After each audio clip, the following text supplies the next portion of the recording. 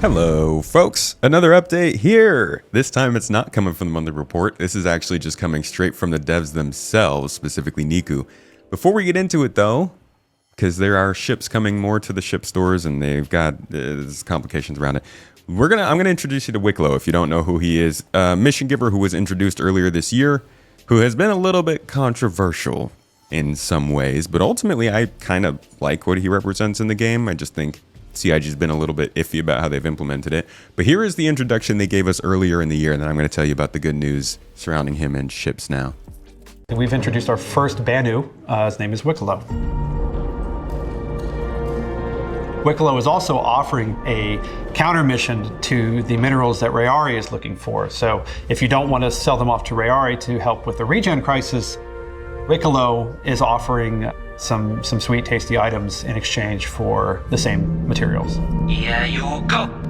Bring chip in. Wikelo recently retired, Banu equivalent of retirement, from a fabrication Suli in the Banu Protectorate. He loves people, he loves humans, so he decided to move to human space and set up sort of a fabrication shop / trading site location for players to go visit, and basically he can kind of make you some cool stuff if you bring him what he needs.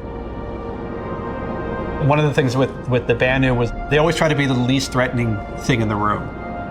I always equate them to sort of the golden retriever of our aliens. So they're everybody's friend until they're not. So I think Wikelo is actually a really cool part of the game. I like the idea of, like, in my headcanon for Star Citizen, hopefully someday, every star system has mission givers like Wikelo. They depend on who faction. They come from certain factions, they give you certain things, and they trade for certain resources that may or may not be rare or hard to find in that specific system. I think that's a cool format. It reminds me of like the trader in DayZ.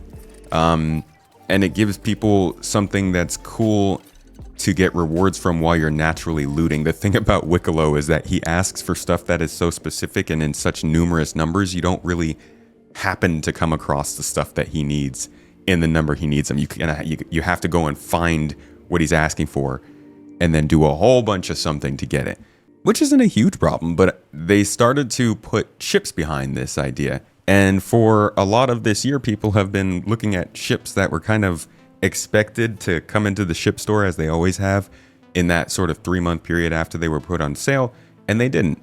So they started to be put behind Wikelo, which is still earnable in game. It's not real money, but the expectations and requirements for getting that stuff could be very difficult at some points. Now, I don't think it's weird because we're in a testing phase. Honestly, we should be grinding quite a bit for some of these ships. I think like larger ships definitely are going to be the kind of thing that you're just going to be working towards for months on end. But in a game that's an alpha where there are possible wipes, you might lose a ship that you earned in game at the next update and you really still don't know for sure. That discourages people from taking part more in that kind of process. And there was this interesting tidbit from Rich Tyrer that he mentioned briefly back at the CitizenCon 1.0 panel, where he talks about military ships and how you basically can't buy them for money. Listen to this. But let's say I really fancy acquiring a military Mark II Hornet. Let's go on a simplified journey of how I could get one. Firstly, I know I won't be able to buy it as it's a military ship, So that already set the stage for the idea that they're going to have ships in the game that you can't buy with just credits. You're going to have to earn them in some way. You're going to have to get reputation to get there. Or you're going to have to turn certain things into certain mission givers to be able to earn them. I think this format is still fantastic for items, for armors, for different cosmetics and stuff.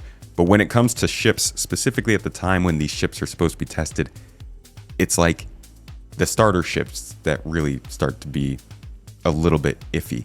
There's a big post about this on Spectrum just a couple days ago, asking, can you please stop putting everything behind Wikelo? The Golem is a starter ship, which I agree. Like, the Golem is a starter ship, and it makes a lot more sense for people to be able to get that quickly. In my opinion, by the time you're able to get the Golem from Wikelo, you can already rent or buy a Prospector, so it kind of ruins the point of actually getting a Golem. They said, I understand your intention, but for new players, this is honestly a really bad idea. When I first started playing, the real ship price cost turned me off extremely. It wasn't until a friend convincingly told me I could actually earn ships in game in a meaningful way that I gave the game a chance and fell in love with it. This is like somebody just told me that they just found out that you can get this game for $45, and so they thought they'd try it. The misinformation around how much this game costs to just play and get access to things is, I guess, to be expected. But obviously, as they started to make the requirements harder and harder, people felt like it was getting more and more out of their reach. I'm partial on the stance, to be honest. I'm not sure if I've given that given that opinion here.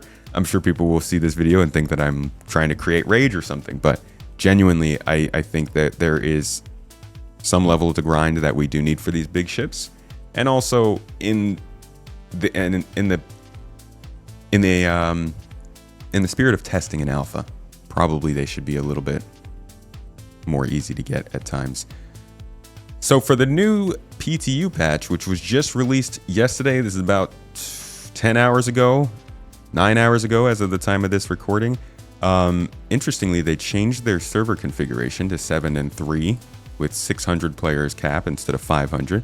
But if you scroll down to the ships section, you see ships added to shops. Drake Golem, Misk Fortune, Mirai Guardian, and Hornet Mark II. That's the Super Hornet. So it's not every ship still. There are still some ships that you do need to find other ways to unlock them, and I think that will always be the case, as Rich Tyrer just sort of hinted at in the Star Citizen 1.0 panel. But they're still adding ships to the ship shops, and depending on what type of ship that is, maybe it'll come in sooner, maybe it'll come in later, but ultimately they're not fully limiting these to some ridiculous game requirement, at least for these smaller ships, and they're not limiting them just to the cash shop. I think the big thing to note here isn't necessarily that people didn't know if it was going to come into the shop or not. It's more so that there wasn't really any expectation set. With Wikelo coming in, it was now starting to be under their impression of people that like maybe this was just the new way it was coming into the game. It was just confusion. And luckily now this is a clarifying moment that we can at least somewhat reliably say that the ships still come into the shops within that 1 to 2 patch period that they've always done, and things are more set in stone and understood. Hopefully hopefully that's good news to you. Either way, enjoy your day. Hope you enjoyed, got the information you were looking for, and I'll see you in the next one.